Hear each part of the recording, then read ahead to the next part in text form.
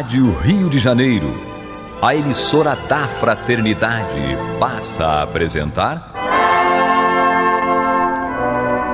Luz na Penumbra, programa que leva ao seu coração a mensagem da doutrina espírita.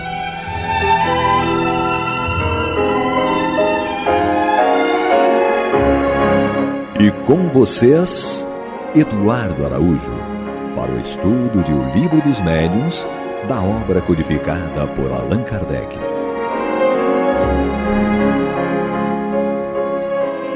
Amigos ouvintes da Rádio Rio de Janeiro, que Jesus nos envolva, nos conduza.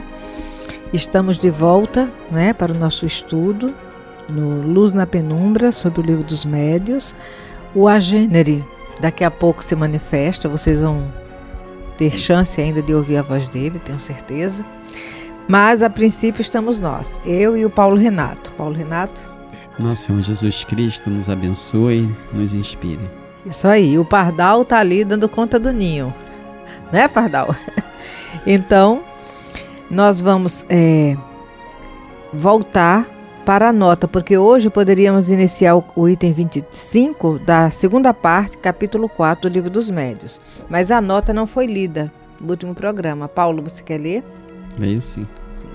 Ele diz: destas explicações decorre que os espíritos podem produzir todos os efeitos que nós outros homens produzimos, mas por meios apropriados à sua organização. Algumas forças que lhes são próprias substituem os músculos de que precisamos para atuar, da mesma maneira que, para um mudo, o gesto substitui a palavra que lhe falta. Ele está fazendo essa nota em referência justamente ao item que nós lemos no programa anterior, o item 24, não é? Paulo, você quer fazer alguma observação? Sim, a pergunta do item 24, vou repetir para nós nos situarmos. Kardec levantou a seguinte questão: dizes que o espírito não se serve de suas mãos para deslocar a mesa. Entretanto, já se tem visto certas manifestações visuais aparecerem, mãos a dedilhar um teclado, a percutir as teclas e a tirar dali sons. Neste caso, o movimento das teclas não será devido, como parece, à pressão dos dedos, e não é também direta e real essa pressão quando se faz sentir sobre nós, quando as mãos que a exercem deixam marcas na pele. Então, essa nota é referente a essa pergunta. Sim. E Allan Kardec coloca sabiamente essa observação, falando que nós, os espíritos desencarnados, têm meios apropriados para movimentar a matéria, meios esses que são diferentes de nós na condição de encarnados. Sim, e é interessante porque nós costumamos dizer assim, os espíritos manipulam, não é? Mas na realidade eles atuam com pensamento sobre a energia, não é isso? Mas na realidade, quando for o caso específico, por isso que ele falou aqui, que viu mãos, porque era necessário que fosse daquela forma para chamar a atenção.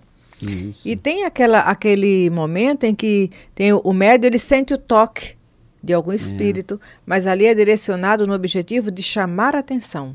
Isso. Mas quando ele vai atuar, quando ele vai desencadear o fenômeno em si, aqueles espíritos que conhecem a técnica, não é com mãos que eles atuam, é através do pensamento. Justamente nós temos experiências pessoais nesse sentido, que a impressão que dá é realmente que uma ação muscular física, está agindo sobre nós, ou empurrando, ou fazendo alguma pressão no nosso corpo. Então, a ideia que naturalmente nós temos naquele momento é que uma força muscular física, como nós dizemos, está ali atuando, A gente diz, fulano, senti que alguém me empurrou, que alguém me pressionou. Então, por desconhecer esse mecanismo de ação dos espíritos desencarnados e saber que eles possuem um corpo, naturalmente, então nós julgamos que todas as ações deles se assemelham às nossas.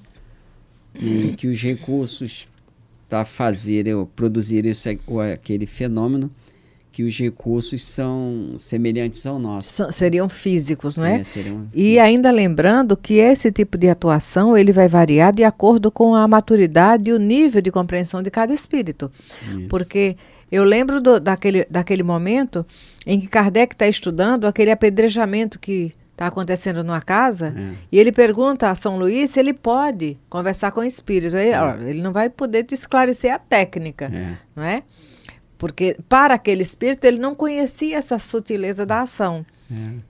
E aí nós ficamos refletindo que isso é gradativo, porque se nós pudéssemos assim, a nível só de trazer uma ilustração, se nós pudéssemos ver o universo de fora ou o nosso sistema solar, imagina o que deve ter sido para aquela comunidade de espíritos puros atuar na nebulosa solar e desligar dela uma bola de fogo incandescente para originar a Terra, não é? Mas foi com a mão que o espírito teria feito isso? Não. O espírito puro ele já tem uma perfeita compreensão de tudo como se dá, e a energia do pensamento, a força do pensamento. E nós já estudamos várias vezes aqui mesmo que, na verdade, na realidade, tudo que o homem construiu, ele construiu com o pensamento, né? Primeiro foi elaborado no pensamento e usou um recurso apropriado para materializar o pensamento aqui no mundo que nós chamamos de material. Então, os recursos que podemos utilizar para as construções mentais são os recursos que nós identificamos quando pedra, tijolo, e usamos o mecanismo, né? O recurso da mão, dos pés, o recurso muscular é à nossa disposição. Mas no mundo espiritual, naturalmente, alguns espíritos ainda agem por condicionamento de numa forma material, se utilizando, ele veio falar aqui mais adiante, da própria gesticulação para produzir a palavra, né? E muitos espíritos também, a comunidade desencarnada, naturalmente ainda se utiliza dos recursos físicos ao seu dispor no mundo espiritual, né? Na questão dos órgãos do perispírito. Mas, em essência, o que conta mesmo é o pensamento. Como você falou, na medida que nós vamos evoluindo, esses recursos de que nós nos utilizamos para as construções, esses recursos mais materiais, eles vão se dissolvendo, vão desaparecendo, de modo que seja o próprio espírito, o próprio pensamento, que é um atributo do espírito, seja ele, na verdade, o único agente construtor, né, de que nós nos utilizamos para fazer as construções.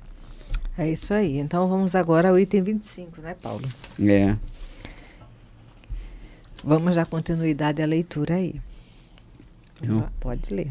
Diz o seguinte, a pergunta: entre os fenômenos que se apontam como probantes da ação de uma potência oculta, alguns há, evidentemente, contrários a todas as conhecidas leis da natureza. Nesses casos, não será legítima a dúvida? Resposta: é que o homem está longe de conhecer todas as leis da natureza. Se as conhecesse todas, seria espírito superior. Cada dia que se passa desmente os que, supondo tudo saberem, pretendem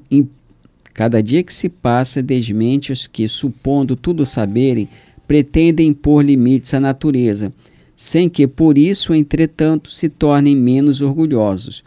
Desvendando-lhes incessantemente novos mistérios, Deus adverte o homem de que deve desconfiar de suas próprias luzes, porquanto o dia virá em que a ciência do mais sábio será confundida. Não tendes todos os dias sob os olhos exemplos de corpos animados de um movimento que domina a força da gravitação? Uma pedra atirada para o ar não sobrepuja momentaneamente aquela força? Pobres homens que vos considerais muito sábios, e cuja tola vaidade a todos os momentos está sendo desbancada, ficais sabendo que ainda sois muito pequeninos. É interessante, aqui nos lembrou na hora que você estava lendo, Sócrates. Sócrates já era um espírito superior, não é? E tinha a maturidade de reconhecer que tinha muito mais a aprender do que ele já conhecia. Não é? E todos os dias nós vamos vendo. Até aquele cientista que nós chamamos de inventor, na realidade ele não inventa, ele vai descortinando véus, ele vai descobrindo. Justamente. Ele fala aqui, eu achei interessante que ele fala aqui, há evidentemente contrários a todas as leis conhecidas da natureza. Depois de Kardec, né, depois do desencarne de Kardec, século XIX, lá meados do século XIX, nós vimos uma multiplicidade de teses surgindo sobre a vida, sobre a ciência de uma forma geral, uma multiplicidade de que a gente pode chamar de revolução, né? A revolução industrial, né? Revoluções nos conceitos, nos conheceres, nos saberes.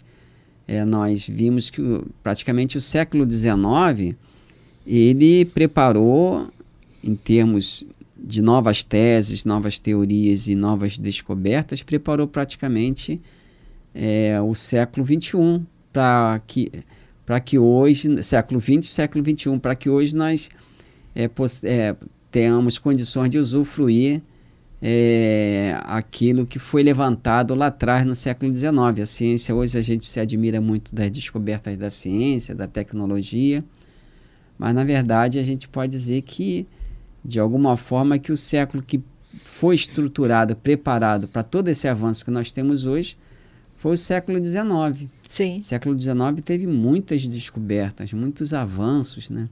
Se a gente entrar lá na internet, a gente vê uma série dessas descobertas, teses, novas construções, né, no que diz respeito ao entendimento humano. A gente tá lá a gente vê lá, por exemplo, a questão deixa eu ver se eu me lembro, a questão da própria anestesia. Né? A anestesia, se eu não me engano, ela foi usada pela primeira vez no século XIX. A gente tem lá a questão do casal Curie, Marie Curie e todos os outros, da questão do rádio e tantas outras descobertas, né? A questão do telefone, né? Do eletromagnetismo e tantas outras descobertas que, na verdade, elas, até a época dessa pergunta aqui, muitas delas não tinham surgido. Então, é por isso que ele fala aqui, parece contrários à lei da natureza, né? Mas, na verdade, era a falta de conhecimento daquelas leis, que as descobertas posteriores, os estudos posteriores, revelaram aquelas leis que estavam ali. Né? Então, é interessante quando ele coloca isso, né? Parecem alguns evidentemente contrários às leis conhecidas da natureza. Né? A gente vê a questão do próprio Darwin, né? A questão da hereditariedade, né? A questão dos estudos de Mendel e de tantos outros. Então, quer dizer, o que a ciência estava negando pelo conhecimento científico no que diz respeito àqueles fenômenos, eles estavam negando, tirando aí a questão do preconceito, mas estavam negando com base no conhecimento científico da época, né? Então, por isso que Kardec disse que o Espiritismo veio revelar novas leis. E é o que Jesus anuncia com o Consolador. Isso. E o Espiritismo não veio com a sua teoria, com as suas teses, com as suas revelações, com seus registros, não veio mostrar que se pode quebrar a lei de Deus. Muito pelo contrário, veio justamente mostrar que nós devemos nos ajustar a ela, e isso vai se dando na medida da nossa compreensão sobre elas. Né? O iluminismo na França já foi a preparação do terreno no campo das ideias, não é? Para que depois viesse o Consolador. Mas sempre que nós refletimos nesse sentido, eu fico lembrando de Jesus quando ele vai falar das muitas moradas na casa do Pai, e ele diz que iria nos preparar um lugar, não é? E que voltaria.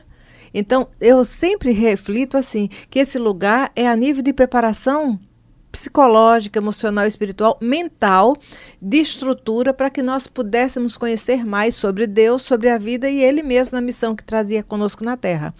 Porque não é um lugar geográfico que Jesus ia preparar.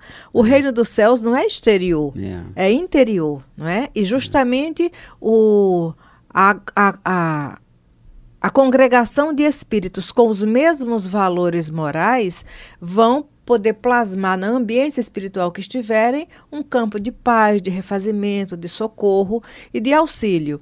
Então, sempre que a gente reflete a fala de Jesus dizendo que ia nos preparar um lugar, eu sempre, de pronto, eu associava logo a isso, a nível de um lugar de estrutura mental, emocional, para que nós pudéssemos receber novas informações.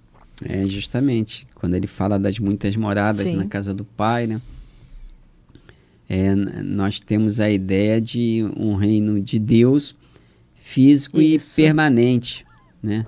Como se houvesse uma morada dos deuses em que ela nunca sofresse transformação física. Pois é. Ela está ali estática, é uma coisa imóvel e só vai morar ali quem tem condições de morar ali, quem entrar dentro dessas condições fica ali eternamente.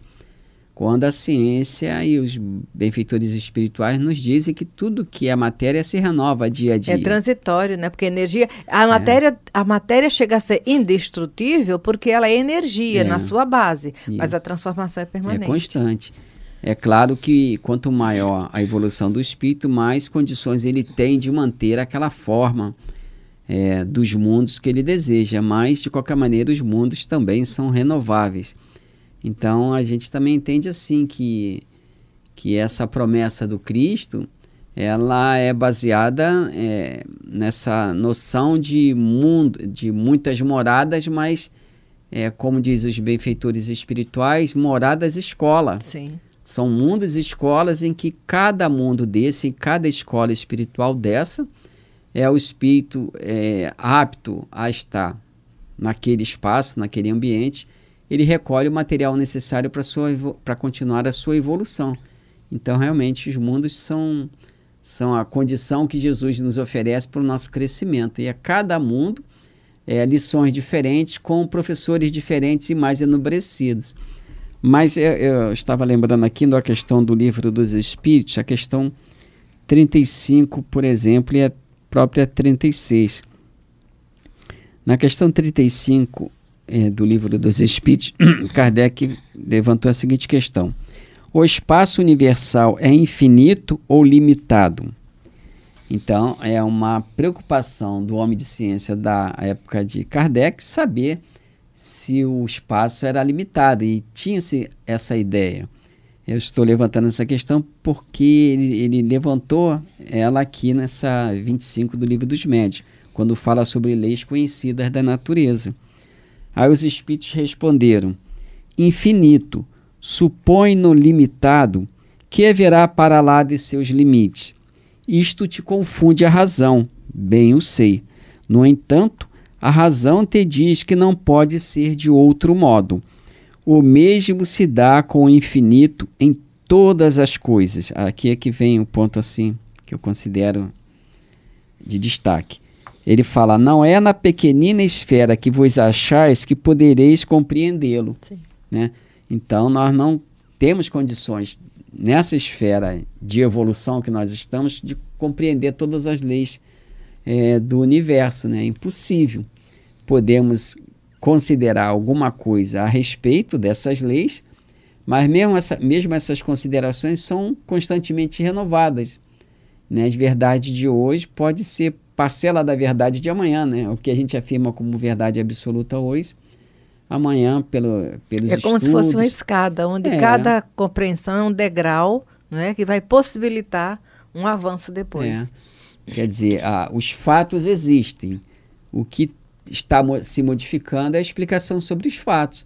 Nós temos lá no Antigo Testamento a questão do filho de Nabucodonosor, Belsazar, ou Baltazar, lá com aquela mão que aparece escrevendo, o dedo que aparece escrevendo na parede, né, repreendendo aquele tipo de festim com material que fora levado do Templo de Jerusalém, quer dizer, aquilo é um fato. Né? A explicação do fato talvez não seja a mais justa, mas é um fato. É uma lei desconhecida da natureza? É desconhecida, mas não é uma lei antinatural. Né? É o homem que não tem condições de, no momento, compreendê-la. Mas aqui na questão 36 ele também fala do vácuo, que era uma preocupação também na época de Kardec, dos cientistas, que ele pergunta se o vácuo absoluto existe em alguma parte no espaço universal. É interessante também que a outra questão aí levantada pelas teorias da ciência aceita à época, porque à época se considerava que existiam esses espaços no universo. E depois aqui com o Livro dos Espíritos, os Espíritos responderam que não há vácuo no universo. O que parece vazio está ocupado por matéria que te escapa aos sentidos e aos instrumentos. Então nós vemos, porque à época se considerava que a menor matéria, né, aquela que constitui os corpos, a menor matéria era o átomo.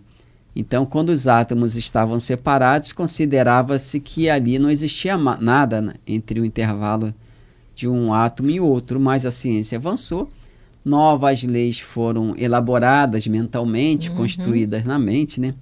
E depois foram verificadas pelos instrumentos, graças ao avanço da ótica, avanço em todos os ramos, digamos, da tecnologia, o próprio computador. Os programas de computador ajudaram muito nesse entendimento. Né? Hoje tem-se aqueles modelos 3D, etc., do universo, que dá para fazer uma análise mais precisa sobre determinados fenômenos que acontecem no cosmos. Então, aquela ideia de Demócrito, Leucipo, lá da Grécia, que falava sobre os átomos, que era a menor partícula do universo, hoje já se verifica que o átomo também é divisível. Né? O próprio André Luiz diz que o próprio elétron é divisível, né? Porque até hoje eles dizem que consideram que o elétron não seja divisível.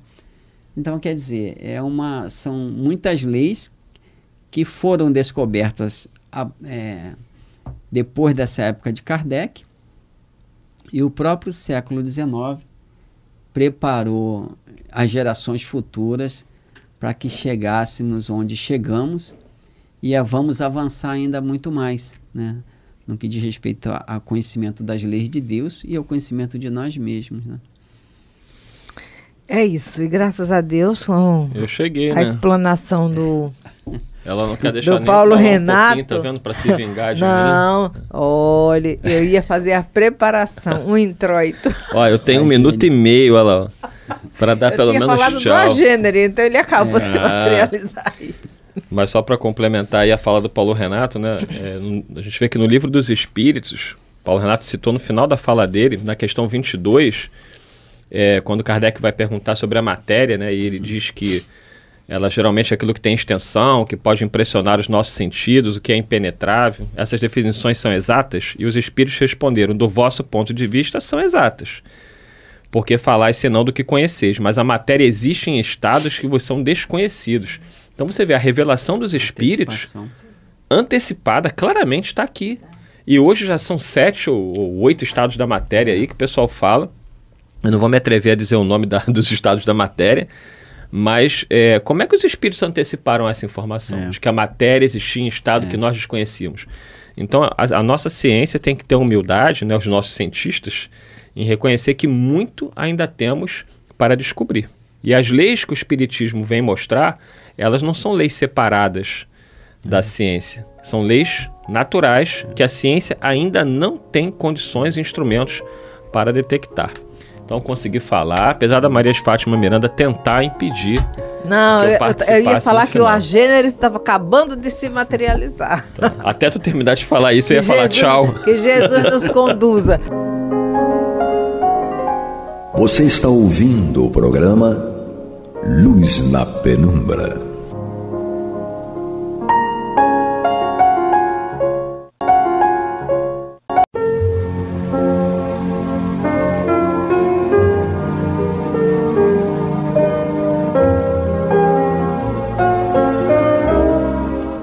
Rádio Rio de Janeiro está levando ao seu lar e ao seu coração a mensagem consoladora da doutrina espírita, através do programa Luz na Penumbra. E agora com vocês, Amaury Santos e Astênio Oliveira, para comentar os textos da Revista Espírita de Allan Kardec no período de 1858 a 1868. Olá, amigos, irmãos, estamos aqui de volta para estudarmos o livro dos Espíritos. Revista Espírita. Revista Espírita. E de 1858 a 1868. Eu, Amaury Santos. E Astênio Evangelista de Oliveira. Meus irmãos, vamos pedir 1 minuto só para falar da campanha de contribuições mensais. Você que conhece a Rádio Rio de Janeiro e o Clube da Fraternidade, você deve se juntar a nós nessa empreiteira. Nós estamos com a campanha de 4.000 contribuições. E para isso, temos que atingir 800 colegas e amigos que possam realizar isso. É uma contribuição diária de um quantitativo que você estipula. R$50, R$30. Diária não, mensal, né? Mensal. Diária não, mensal. Você pode entrar no site Rádio Rio de Janeiro, digital, Clube da Fraternidade, e fazer a sua contribuição. Ou pelo telefone 3386-1422.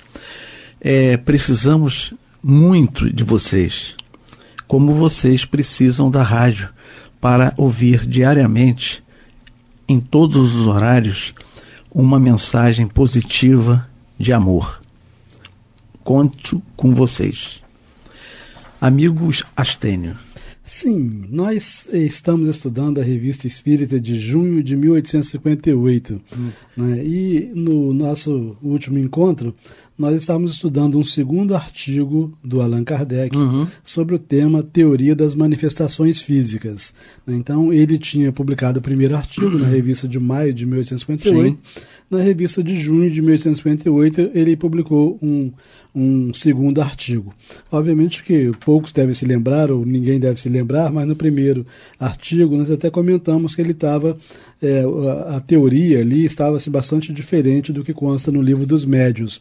Esse segundo artigo já está assim, bastante semelhante ao que consta do Livro dos Médiuns, né? E aí, Kardec começou a fazer agora umas perguntas, né, porque lá foi uma teoria desenvolvida pelo próprio Kardec, no primeiro artigo, né, e agora ele começa a fazer umas perguntas ao Espírito São Luís. Embora nós tenhamos visto até a pergunta número 9 que ele fez a São Luís, eu vou só recordar aqui exatamente as questões 8 e 9, para a gente poder entender as questões seguintes, claro. Senão nós vamos ficar perdidos. Vamos ficar perdidos. E aí, na pergunta número 8, feita por Kardec a São Luís, Kardec diz o seguinte: o fluido universal tem alguma relação com o fluido elétrico do qual conhecemos os efeitos? Então, Kardec já conhecia a ciência do tempo de Kardec, já conhecia a eletricidade, né, já conhecia o fluido elétrico. E agora estavam chegando os espíritos falando de um tal fluido universal. Né? Aí Kardec indaga se o fluido universal tem alguma relação com o fluido elétrico do qual conhecemos os efeitos. E São Luís responde que sim, é o seu elemento. Então, o fluido universal é o elemento, né, a fonte, a base, enfim, do fluido elétrico. O fluido elétrico seria uma combinação especial, né, do fluido universal. Né? E aí, na questão seguinte, a 9, Kardec indaga a São Luís o seguinte: a substância etérea que existe entre os planetas é o fluido universal em questão? Então, mais uma vez, a gente verifica que a ciência do tempo de Kardec já estava descobrindo, percebendo uma substância etérea que banhava os planetas, né, que os planetas estavam mergulhados nessa substância etérea. Sim. E aí Kardec indaga: a substância etérea que existe entre os planetas é o fluido universal em questão? Aí São Luís responde o seguinte: ele envolve os mundos, né? Então o fluido universal envolve os mundos, está presente em todos os pontos da criação divina, né? Sem o princípio vital, nada viveria. Agora é interessante, né, que a gente verifica, e isso não é típico do São Luís, outros espíritos também fazem a mesma coisa. Ele começa falando do fluido universal e prossegue falando do princípio vital, né, tal como se fossem sinônimos, sinônimos, né? Então ele fala assim: ele envolve os mundos. Quem envolve os mundos é o fluido universal. É como o ar, né? Isso, que envolve o nosso planeta. Então ele fala, aí ele prossegue dizendo assim: sem o princípio vital, nada viveria. Se um homem se elevasse além do envoltório fluídico que circunda os globos, também ele não esclarece que envoltório fluídico que circunda os globos, né? Seria isso aqui a psicosfera, né? Mas ele deixa a entender que existe um envoltório fluídico circundando os globos. Ele fala: se um homem se elevasse além do envoltório fluídico que circunda os globos, pereceria, porquanto o princípio vital dele se retiraria para juntar-se à massa. E a massa é o fluido universal, né? Então, obviamente, que se o princípio vital se retiraria para juntar-se à massa, é porque o princípio vital não é a própria massa, né? Aí ele conclui essa resposta dizendo o seguinte: esse fluido vos anima, é ele que respirais. Então, o princípio vital nos anima, é o princípio vital que é responsável pelo fenômeno da vida. Perfeito. Né? Então, esse fluido vital vos anima, é ele que respirais. Assim nós paramos no nosso último encontro. Tá? E aí Kardec prossegue dizendo o seguinte: esse fluido é o mesmo em todos os globos. Então, esse fluido universal que circunda todos os globos, ele é o mesmo, tem a mesma natureza? É semelhante em todos os planetas, né? As mesmas características, né? E aí o Espírito São Luís responde o seguinte: é o mesmo princípio, né? Então, não é a mesma coisa. Isso, é só o princípio. É o mesmo princípio, mais ou menos eterizado. Obviamente que não faria sentido o fluido universal em torno de Júpiter, que nós temos tantas informações excelentes a respeito dele, tivesse a mesma natureza do fluido universal em torno da Terra, né? Exatamente. Então, assim, é o mesmo princípio, mais ou menos eterizado, conforme a natureza dos globos. O vosso é um dos mais materiais. Então, você vê que o nosso progresso está uma lástima. É um planeta de prova e expiação mesmo. E os habitantes desse planeta são materiais mesmo, né? Tem massa. Isso. Mas aí eu acho interessante, né? Quando ele coloca assim, ó, o vosso planeta é um dos mais materiais. Se ele fala o vosso, é porque ele não pertence mais a esse planeta. Perfeito. Senão ele teria que dizer o nosso. Né? Se a pessoa se inclui. Exatamente. Né? E nós já vimos informações em programas anteriores nossos, né, em que São Luís realmente já era habitante de Júpiter. Né? Ele estava dando aquela grande contribuição então, aqui. Apesar do tamanho de Júpiter, ele era mais etéreo do que nós. Sim. Nós somos mais materiais. Sim, e a população espiritual e material de Júpiter, nós já vimos que, né, não tem parâmetro. Não tem parâmetro. Exatamente. Né? Então, quando ele fala o vosso é um dos mais materiais, é porque ele não pertence mais ao nosso. Né? Exatamente. Ele já evoluiu. Isso, Tá, então vamos lá. Prossegue Kardec. Desde que é esse fluido, o fluido universal, né? Sim. Que compõe o perispírito, né? Só para a gente lembrar, nós estamos tratando da teoria das manifestações físicas. Então Kardec fez essas 10 perguntas anteriores aqui sem entrar na teoria das manifestações físicas, né? Agora que ele começa a tentar entrar, né? Aí ele fala assim: desde que é esse fluido, o fluido universal, que compõe o perispírito, estaria em uma espécie de condensação que até certo ponto o aproxima da matéria. Então, ele está perguntando se o perispírito seria esse fluido mais condensado, né? Que até certo ponto aproximaria o perispírito da matéria. Aí nós bem sabemos, estudando atualmente, né, André Luiz, nós sabemos que Realmente o desencarnado, ele não é totalmente imaterial, né? Ele é apenas desencarnado, exatamente. Né? Porque o perispírito, ele é semimaterial, né? Se é semimaterial, é também semifluídico, não é totalmente fluídico, né? Então Kardec fala assim, desde que é esse fluido que compõe o perispírito, estaria em uma espécie de condensação, o fluido estaria em uma espécie de condensação, que até certo ponto o aproxima da matéria. E a resposta de São Luís foi a seguinte, até um certo ponto, sim. Então, até um certo ponto, é como se o perispírito fosse um fluido universal, exato, mais materializado. Né? Então, até um certo ponto, sim. Visto não ter suas propriedades. É mais ou menos condensado conforme os mundos. Né? Então, o perispírito seria, de algum modo, uma condensação do fluido universal. Tudo que a gente já viu, tudo que é matéria, e perispírito é matéria, é uma transformação, uma combinação apropriada do fluido, de elementos do fluido cósmico universal. Né? Para ficar assim mais didático, é só você lembrar que você está envolvido pelo oxigênio e tem outros gases, hidrogênio, nitrogênio, que foram descobertos. Então, dentro desse grupo, você tem o fluido universal, que é similar, vamos dizer assim, né, fazendo um parâmetro do que nós não vemos. Nós não vemos, mas a gente respira. O problema, né, dentro dessa visão, sim, é que esses próprios gases já são também transformações do fluido universal. Sim, do fluido universal. É claro. O elemento é o fluido universal. E você tem também um outro elemento que você não vê, mas toma choque. A eletricidade, sim, nós não vemos a eletricidade, mas ela passa pelo fio, né, pela corrente. A gente não vê, mas a gente tem medo dela. Né? Exatamente, porque morre, desencarna rapidinho. Bom, então, quando Kardec perguntou, desde que é esse fluido, o fluido universal, que compõe o perispírito, estaria em uma espécie de condensação que até certo ponto o aproxima da matéria, e ele responde, até um certo ponto, sim, visto não ter suas propriedades, é mais ou menos condensado conforme os mundos.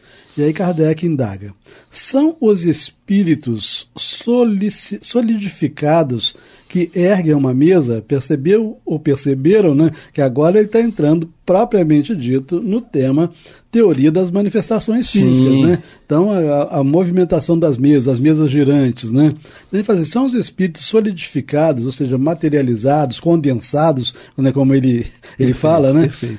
Que erguem uma mesa. Ou seja, eles se tornam assim, tão materiais a ponto de terem força física a fim de erguer uma mesa. Quando a mesa está lá no alto, são os espíritos que estão embaixo segurando aquela mesa, né? Será que é isso? Então esse tema lá no primeiro artigo foi tratado, mas as respostas de São Luís agradaram muito a Allan Kardec, né? Porque o São Luís responde o seguinte, essa pergunta não levará ainda ao que desejais. Então, São Luís conhecia o pensamento de Kardec. Já estava pensando a posteriori. Assim, você está pensando uma coisa e está perguntando outra. Exatamente. Tipo assim, a pergunta foi, são os espíritos solidificados que erguem uma mesa? Ele fala, essa pergunta não levará ainda ao que desejais. Quando uma mesa se move sob vossas mãos, então esse sob vossas mãos, porque normalmente nas práticas das mesas girantes as pessoas colocavam as mãos sobre a mesa, né? Então quando uma mesa se move sob vossas mãos, o espírito evocado por vosso espírito vai aurir do fluido cósmico universal. Então o fluido cósmico universal é a fonte de tudo, né? Tudo se tira de lá, né? Então do fluido cósmico universal, aquilo com que haverá de animar essa mesa com uma vida factícia. Então isso aqui é uma revolução, sabe? Essa resposta que São Luís deu e que vai inspirar Kardec lá para escrever o livro dos médiuns, né? É que mostra uma coisa que a gente jamais imaginaria, o próprio Kardec não imaginou, que um objeto material pudesse momentaneamente ter uma vida, né, vida factícia, vida artificial. É como se momentaneamente um objeto totalmente material se tornasse um ser vivo. Exatamente. Né? Parece quase absurdo, mas é isso. Né? É como se fosse, como ele falou mesmo, ele levanta uma mesa. Como é que ele levanta a mesa? É como se fosse um ser vivo. Uhum. Né? Só que ele, e a mesa é de ele madeira. não usa, então, ele não usa a força física, né? Obviamente a resposta ainda não terminou ainda, Sim. mas ele vai demonstrar por que o espírito consegue movimentar a mesa sem ter que usar força física. Sim. Tá? Então ele fala assim, ó, quando uma mesa se move sob vossas mãos, o espírito evocado por vosso espírito vai aurir do fluido cósmico universal aquilo com que haverá de animar essa mesa com uma vida factícia. Os espíritos que produzem tais efeitos são sempre espíritos inferiores, ainda não inteiramente desprendidos de seu fluido ou perispírito. Então a gente tem essa informação básica que, se nós observamos um movimento de coisas, né, na nossa casa ou no centro espírita, em qualquer outro lugar, sabemos que tem um espírito, pelo menos um espírito inferior ali. Sim. Né, porque só os espíritos inferiores conseguem produzir esses fenômenos. Né? Então ele fala assim, os espíritos que produzem tais efeitos são sempre espíritos inferiores, ainda não inteiramente desprendidos de seu fluido ou perispírito. Então, eles ainda têm ainda esse fluido muito materializado, né? O perispírito muito materializado. E aí podem realizar o que facilita. Mas não só eles puramente, só com o conteúdo do perispírito deles. Né? Tem mais aqui, né? Perfeito. A gente está lendo a resposta devagar, mas tem mais, né? Aí ele fala assim, ó, quer dizer, continua São Luís dizendo o seguinte... então os espíritos que produzem tais efeitos são sempre espíritos inferiores, ainda não inteiramente desprendidos de seu fluido ou perispírito.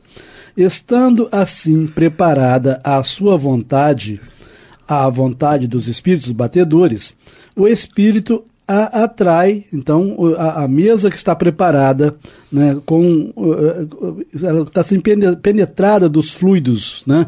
Então, assim, estando assim preparada a sua vontade, a vontade dos espíritos batedores, o espírito a atrai a mesa, tá? E a movimenta sob a influência de seu próprio fluido, liberado por sua vontade. Então, é toda uma movimentação fluídica. E olha uma coisa, Astênio, que é importante, liberado pela sua vontade. Então, quer dizer que o espírito pensa. Sim, e a mesa obedece. É por isso que é uma vida factícia. É isso mesmo. Porque para obedecer, tem que ter algo de vida nela, pelo menos momentaneamente. Né? Eu fico imaginando aqui, né, quando ele fala assim, a atrai e a movimenta, eu fico imaginando as experiências da gente com imã, né, por exemplo. Isso. Né, que você aproxima de clipe, ele puxa o clipe na direção. Então, é como se formasse um ambiente semelhante. Propício, né? Propício. E aí, simplesmente, ele... Só que ao invés dele usar um imã, ele usa a própria vontade. Né? Sim. Então vamos prosseguir. Diz assim, ó, quando a massa que deseja levantar, pode ser a mesa ou qualquer outra Sim. coisa, né? Quando a massa que deseja levantar ou mover lhe é demasiado pesada, né? Então, obviamente que o pesado aqui parece que opõe muita resistência. Né? Então, quando a massa que deseja levantar ou mover lhe é demasiado pesada, chama em seu auxílio espíritos que se acham nas mesmas condições que ele. Creio que me expliquei com bastante clareza para fazer-me compreender. Né? Então, o que ele está dizendo aqui, se esse espírito precisar movimentar um móvel, por exemplo, que seja muito pesado, ele vai ter que chamar outros espíritos que ofereçam também os seus fluidos, né? A sua contribuição fluídica. É a mesma coisa nossa, né? Se eu tenho que tirar um armário de um lugar e ele é extremamente pesado, eu chamo você. Eu sou fraquinho também. Você e uma outra pessoa que também vão doar força. Sim, perfeito. E a gente, ele até mais à frente, ele explica, né? Por exemplo, a gente está habituado só com leituras, né? Com soluções de questões mais de natureza, sei lá, acadêmica, enfim. E aí, mas quando a gente precisa de um trabalho mais pesado, a gente chama o pedreiro, né? Chama, isso, exatamente. O servente. Né? A gente sabe fazer, pode até saber fazer, mas não tem energia, não tem fluido para isso. Não tem fluido para isso. É interessante que quando a gente estuda também sobre a ação dos espíritos nos fenômenos da natureza, né, até nas questões das tempestades, essa coisa toda, em que normalmente se usa uma grande quantidade de espíritos, né? Os elementais. Os elementais. Né? Isso aí Kardec estuda, né? Porque quem não tem o hábito de estudar a Revista Espírita pode dizer, esse tema não é do Espiritismo. É do Espiritismo na Revista Espírita, né? Kardec estuda a esse respeito na Revista Espírita. Tranquilo até aí? Tranquilo, tá. Né? Então vamos lá. Os espíritos que ele chama, o batedor, tá? Sim. Então os espíritos que ele chama em seu auxílio são inferiores? Quer dizer, Kardec não deixou claro se ele está perguntando se seria inferior ao batedor, que já é inferior, né? Ou se também é um espírito inferior. Perfeito. Entendeu? Então ele fala assim, os espíritos que ele chama em seu auxílio são inferiores? Aí São Luís responde o seguinte: quase sempre são iguais, quer dizer, são inferiores do mesmo nível, né? Não são mais inferiores, né? Quase sempre são iguais.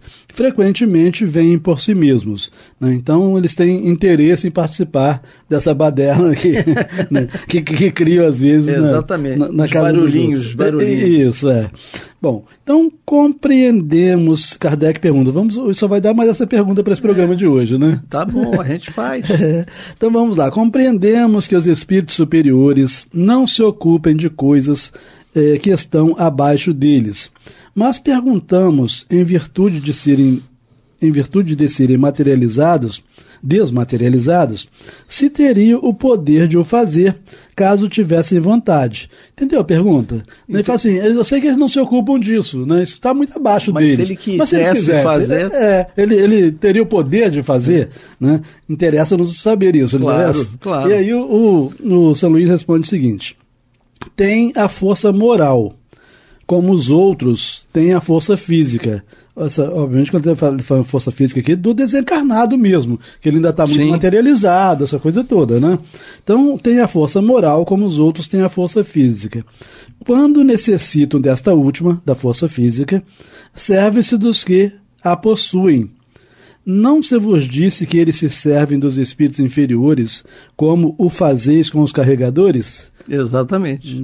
Quando você precisa lá de um saco de cimento, você nem pensa em pegar, né? Não penso em pegar, porque eu trabalho com a inteligência. E aí eu peço alguém que tem força física para fazer o serviço. É exatamente isso, né? Exatamente isso. Mas a gente ainda tem um minuto, ainda dá para ver mais uma perguntinha. Okay, vamos lá? Então, de onde vem o poder... olha só, Kardec volta mesmo nesse tema falando do Sr. Home. Ele adorava o Sr. Home, né? Você lembra do Home? Você lembra? Lembro. Daniel Douglas Home, né? Então ele fala assim, de onde vem o poder especial do Sr. Home? Aí o São Luís responde assim, de sua organização. Então ele tinha uma organização, isso aqui, quando fala organização, é fisiológica, né? Fisiológica. Então ele tinha uma organização apropriada, de repente repleta de fluidos, né? Para poder ele emanava esses fluidos. Isso. Né? Então é como se ele fosse uma bateria abarrotada de fluido, né?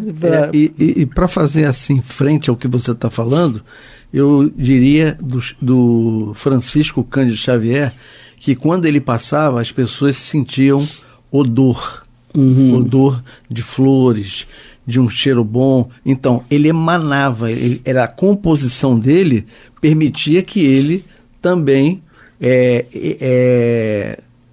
expandisse aquela energia de forma de cheiro, vamos dizer assim. E o Sr. Home, ele está dizendo isso, né? Está dizendo que ele tinha as células orgânicas dele já preparadas para o fenômeno.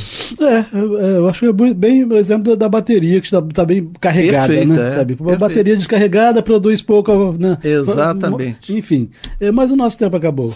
Pois é, meus amigos, o tempo acabou.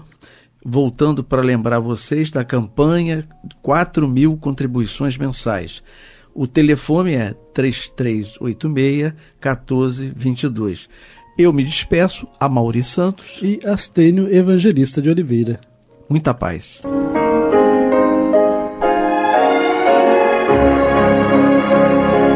E vamos ouvir agora a prece de encerramento de nosso programa, na voz de Geraldo de Aquino.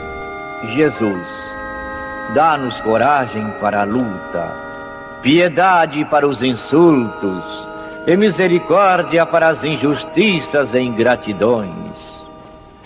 Limpa nossa alma de inveja e ambições mesquinhas, de ódio e de vingança o nosso caminho. E que dentro em pouco, ao recolher-nos de novo ao calor do nosso leito, para que o sono nos dê a paz e o esquecimento das tristezas humanas, possamos sentir, Senhor, no mais íntimo de nosso ser, a doçura indefinível do Teu amor e a grandeza incomparável da Tua divina presença. Que assim seja.